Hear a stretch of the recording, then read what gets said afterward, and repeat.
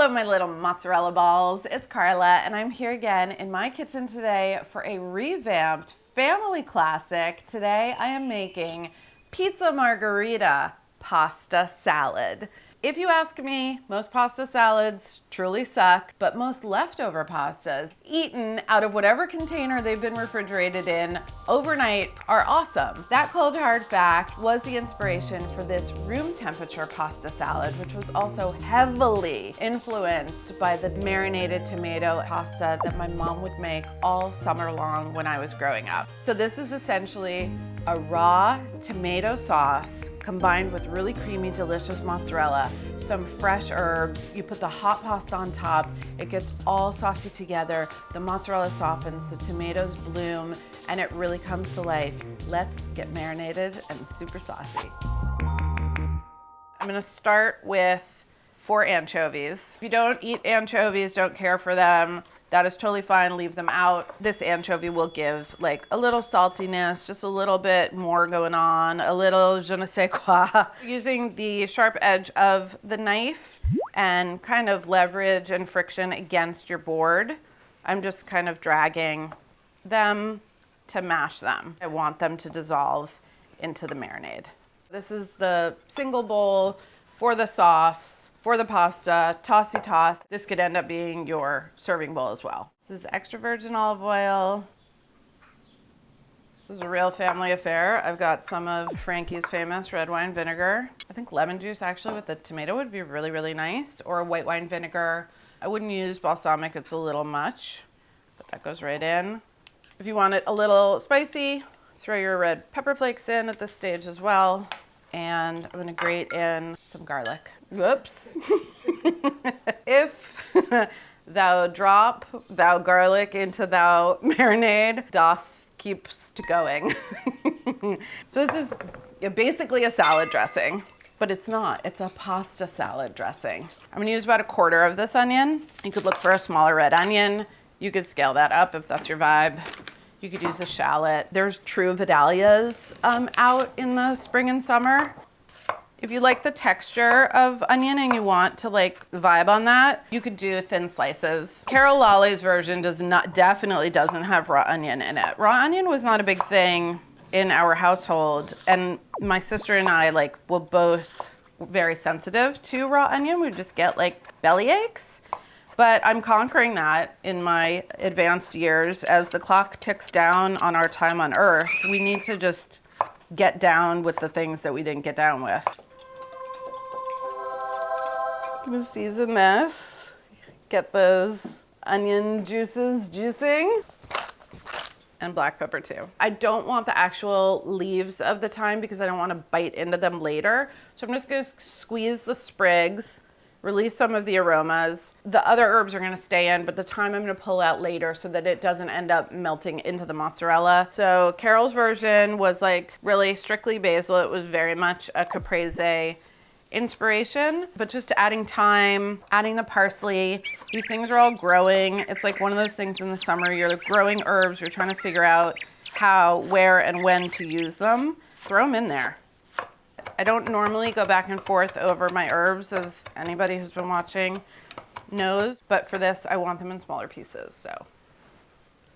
There's so many pretty different basils that grow in the summer. The purple, the opal basil, even Thai basil, lemon basil. This is like, I think a Genovese, like your classic. Basil oxidizes so quickly, so I won't chop it as much as I did the parsley.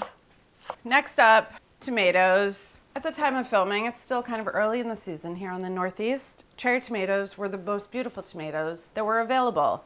In the height of summer, beefsteaks, if you want to splurge, heirloom tomatoes cut into like larger pieces or around the same size as a half cherry tomato is really like what the dish is made for. So in a raw tomato sauce like this, letting the tomatoes hang and the seasoning, the salt, the vinegar is going to start to draw the tomato juices out of the tomato, and it's going to get really nice and liquidy. And so then the tomatoes are kind of marinating in their own juices, but they're also seasoning the other ingredients, and That's like where the magic happens. Really important to get like the freshest, juiciest, nicest guys, the ones that are shrink wrapped at the supermarket. That's what I used the first time I was developing this, and they just didn't like make the sauce. We want this milky, delicious mozzarella liquid to also be part of the sauce. You can cut this up if you don't want to use your hands. I'm just gonna tear it into pieces. They're gonna be an undetermined size. We're honoring my own memory here, so we gotta like, it's gotta match. So now what happens is this magical mixture sits out at room temperature all day. This is a delicious tomato and mozzarella salad. If you are the queen of the house, as I am, you're gonna wanna put this somewhere, perhaps with saran wrap and a message to the people that you live with that says, don't put your fingers in this, it's for dinner later. Because it is irresistible. And as the day goes on and the room temperature ambiance mingles with the tomato's own desire to be saucy and sassy, the mozzarella is giving up its delicious dairy liquid, and everybody is making each other better and better.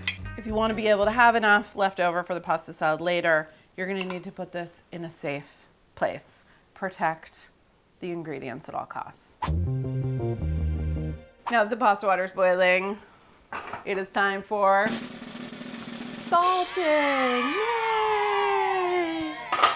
I was out of kosher salt for an insane amount of time recently because in this neighborhood you can only get Diamond at like one store, and I was too lazy to go over there. So the pasta shape that I'm using today is very special and dear to my heart. This is also part of memory lane and the nostalgia. This shape is called radiatore, and it's because they look like little radiators. Give me a break with the Italians. And if you don't find radiatore, you can use any kind of twisted short shape that has some nice texture. So cavatappi, or a lumicone, or fusilli, or a large shell could be really great. If I was making pasta for a hot pasta sauce where it was gonna get combined and cooked with lots of pasta water, we would go for like very, very al dente. In this case, I'm gonna go slightly under. I'm not rinsing the pasta to cool it down, so I can't do it to the exact perfect point. And I actually want this pasta to absorb all of the sauciness later, which is gonna continue to soften it. So we're a minute less than the shorter range on the pasta. I'm gonna reserve some of my pasta water and drain these without rinsing them. I'm pulling out my thyme sprigs. If I spot any more as I go, I'll just grab them. This is a raw sauce, but this is where hot pasta becomes actually the cooking medium, because the heat of the pasta alone is gonna transform flavor, texture, it's gonna melt the cheese, it's gonna soften the tomato, it's gonna wake up the herbs. So I wanna make sure I'm getting all the way down to the bottom where all of that sauciness was. But being gentle, I don't wanna crush or break. You start to see strands of mozzarella as it melts. That's what we want. I don't want one big glob of mozzarella, so that's just something to keep an eye out for. It's possible, right? We're gonna need to season. I have extra olive oil, I have extra pasta water. Oh yes, I remember you. I remember you so well. I'm talking about the pasta, I'm not talking to my inner child. Although, we could. She's right there all the time. Once in a while, as it's cooling, gently do a toss and a turn and let this come back down to room temperature. I have beautiful room temperature pizza margherita, pasta salad with a hat tip to our friend Caprese. Cheesy strands, I mean, the joy. You don't have to, but you could sprinkle a little parm over. It's delish. You could put it out on the potluck if you wanted. I feel strongly attached to this basil pluche, so it gets to come to the party. Also optional, but if you're feeling a little extra drizzle of olive oil, never hurt anybody, little salt. This is your reward after a long, hot summer day of actually you not doing any work and letting all of these beautiful ingredients just do their thing. So many nuggets of discovery. There's juicy tomato, there's the melty mozz, And even though I said that you don't want the mozzarella to like melt together in a big clump, as a kid, when you found like the mozzarella tangle, it was just like the best. This is what every pasta salad should be like, in my personal opinion. This is a pasta salad for you, for your stand-up dinners, for your too hot to cook dinners, for your picnic dinners, for your hangs, for your birthday parties, for your potlucks, for your bachelorette daytime parties, for the baby showers. You bring it everywhere. This is like just a kiss, a big, big, big wet kiss from summer.